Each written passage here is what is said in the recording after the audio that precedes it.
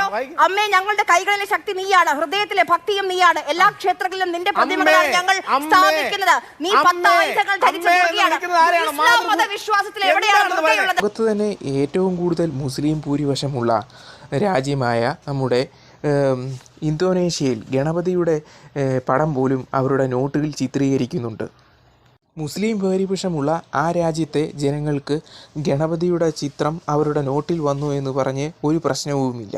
ഇന്ത്യയിൽ കണക്കുകൾ പ്രകാരം നോക്കുമ്പോൾ ഹിന്ദു ഭൂരിപക്ഷമുള്ള ഒരു രാജ്യമാകുമ്പോൾ അവിടെ ഒരു ദുർഗയുടെ ഒരു പദമുണ്ടെന്ന് പറഞ്ഞുകൊണ്ട് വന്ദേമാതരം പാടരുതെന്ന് പറയുന്നത് ശുദ്ധ അസംബന്ധമല്ലേ? ഒരു ഭൂരിപക്ഷം മുസ്ലിമുള്ള ഒരു രാജ്യത്തെ ആളുകൾക്ക് പോലും ഒരു ഗണപതിയുടെ ചിത്രം തങ്ങളുടെ നോട്ടുകളിൽ വരുമ്പോൾ അതിൽ പ്രശ്നമില്ലെങ്കിൽ, ഒരു മതേതര രാജ്യമായ ഇന്ത്യയിൽ ഒരു നാഷണൽ ആയിട്ട് നമ്മൾ ഒരു പാടുന്ന ഒരു ഗീതത്തിൽ എന്തുകൊണ്ട് ഒരു ഹിന്ദു ദൈവമാണെന്ന് പറഞ്ഞുകൊണ്ട് ആ പാട്ട് പാടല്ലെന്ന് പറയുന്നത് തന്നെ തികച്ചും യോജിക്കാൻ കഴിയാത്ത ഒന്നല്ലേ? ഇവിടെ ഇതിലെ പൊളിറ്റിക്സ് മനസ്സിലാക്കണം. ഇവിടെ ഈ മുസ്ലിം ലീഗ് പോലുള്ള സംഘടനകൾ തീവ്ര ഹിന്ദു വിരുദ്ധത പ്രചരിപ്പിക്കുമ്പോൾ അത് വളക്കൂറ് നൽകുന്നത് BJPക്കാണ്. നമ്മുടെ സംസ്കാരത്തിൻ്റെ ഭാഗമായ പല കാര്യങ്ങളും നമ്മളുടെ ചടങ്ങുകളിൽ വരുന്നതാണ്. അതിനെ മതവൽക്കരിക്കേണ്ട ഒരാവശ്യവുമില്ല.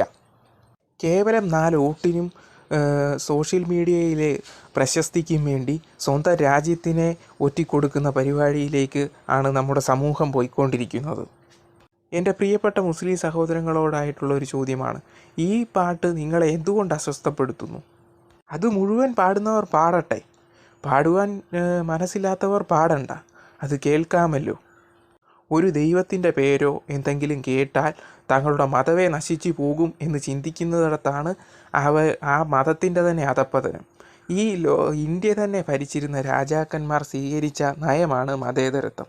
അവർ വിശ്വസിച്ചിരുന്ന ഹിന്ദുമതമാണെങ്കിൽ കൂടിയും മറ്റ് മതത്തിൽ നിന്നുള്ള ആളുകൾ വരുമ്പോൾ അവരെ നല്ല രീതിയിൽ സ്വീകരിച്ചിരുന്ന ഒരു സംസ്കാരമാണ് ഇന്ത്യക്കുള്ളത്. എപ്പോഴും അധികാരത്തിന് വേണ്ടി യുദ്ധങ്ങൾ നടന്നിരുന്നുവെങ്കിൽ പോലും ഒരു രാജാവും തൻ്റെ മതഭ്രാന്ത് കാണിച്ചതായി നമ്മുടെ ചരിത്രത്തിൽ നമ്മുടെ സംസ്കാരത്തിൻ്റെ ഭാഗമായിട്ടില്ല. മതഭ്രാന്ത് കാണിച്ച പല രാജാക്കന്മാരും നമ്മുടെ സംസ്കാരമായി തീരെ യോജിക്കാത്തവരായിട്ടാണ് നമ്മുടെ സംസ്കാരം തന്നെ അവരെ വിലയിരുത്തപ്പെടുന്നത്. കേരളത്തിലെ രാജാക്കന്മാരെ കുറിച്ച് വാഴ്ത്തി പാടുന്നതാണ് മുഹയ്യിദ്ദീൻ മാല എന്ന ഒരു പുസ്തക ഗ്രന്ഥത്തിൽ പറയുന്നത്.